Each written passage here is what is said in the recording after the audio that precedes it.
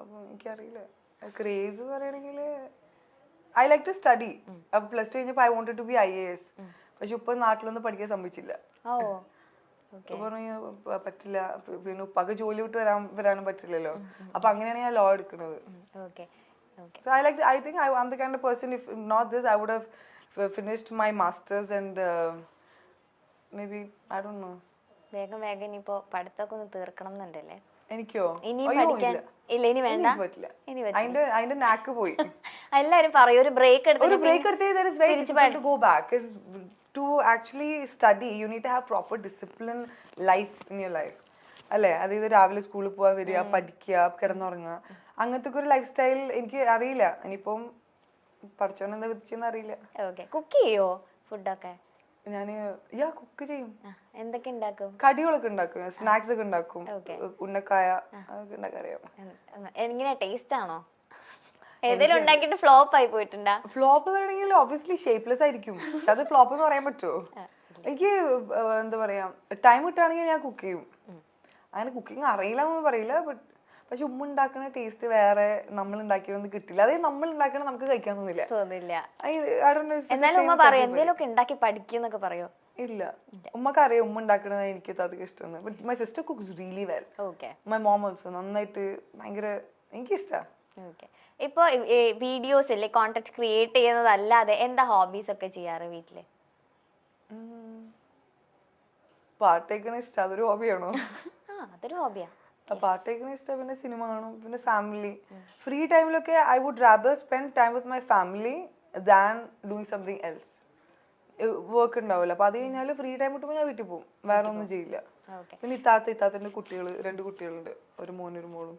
And now she's pregnant with the 3rd baby, mashallah. So I would love to spend time with family. Okay. എന്തായാലും ഒരു content creator ആണ്, videos എടുക്കുന്നു, ഇങ്ങനത്തെ കാര്യങ്ങളൊക്കെ ചെയ്യുന്നതുകൊണ്ട് ഒരു സിനിമ സെറ്റിൽ വന്നപ്പോ നോട്ട് ചെയ്തിട്ടുള്ള വേറെ കാര്യങ്ങൾ എന്തൊക്കെയാ, like other than acting? Salute to നിഖിലേട്ടൻ.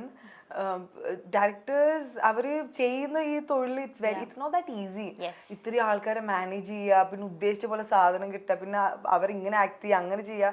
Manage ചെയ്യുന്ന വലിയ എളുപ്പമുള്ള ഒരു കാര്യമില്ല. അത് കാണാൻ നമുക്ക് ടെൻഷൻ ആവും. ഞാൻ ആലോചിച്ചിട്ടുണ്ട് എങ്ങനെയാണ് നിഖിലേട്ടാ, how do you do it?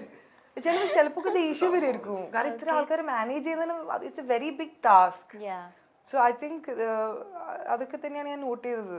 പിന്നെ എല്ലാവരും ഭയങ്കര എന്താ പേഷ്യൻസ് ഉണ്ടാവണം. ചിലപ്പം നമ്മൾ ഉദ്ദേശിച്ച ടൈമിലായിരിക്കില്ല തീരെ, അത് എല്ലാം ടൈം എടുത്തിട്ട് ചെയ്യണമല്ലോ. അതതിന്റെ ക്യാമറ ടെക്നിക്സ് ഒക്കെ ചെറുതായിട്ടൊക്കെ നോക്കിയോ?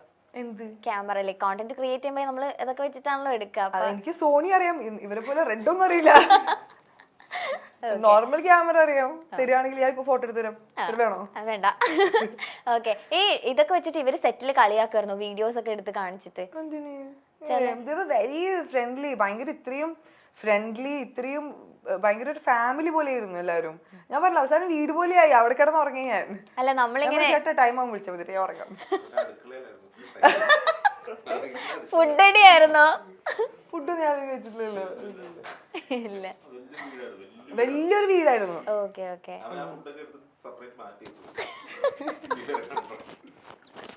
ഇല്ല, ഞാൻ ഫുഡ് കഴിക്കുമോ അധികം? എവിടെ ഇഷ്ടം, നാട്ടിലാണോ അതോ അവിടെയാണോ കൂടുതൽ നിക്കാൻ ഇഷ്ടം?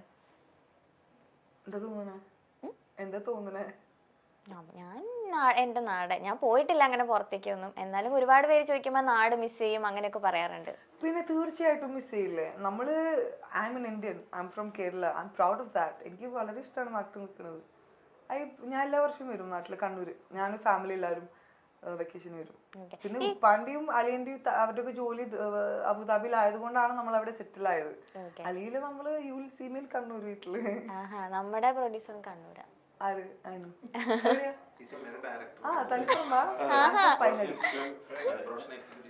തലപ്പുറം പറയാനും.